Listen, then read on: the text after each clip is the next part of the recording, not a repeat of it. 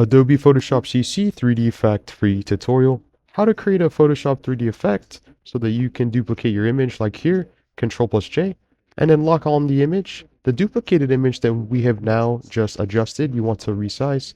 The next step is to right click on your image or photo or picture, click on blending options, and then now you want to copy the following presets, add a drop shadow, and here are the presets.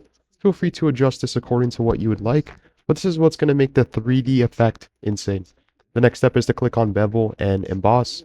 Here are the settings, contour, and then click on texture.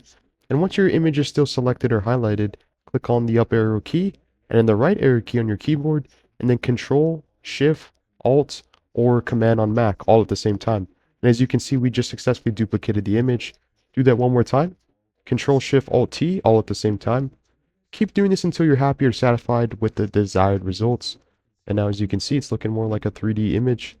Once you have all your images duplicated, you want to highlight the previous image or the current image. And now you want to scroll down until you find the original or the copy. Hold down Shift on your keyboard and then click. So it highlights all of the images like so. Then right click and then click on Convert to Smart Object. And this is the before. And this is the after.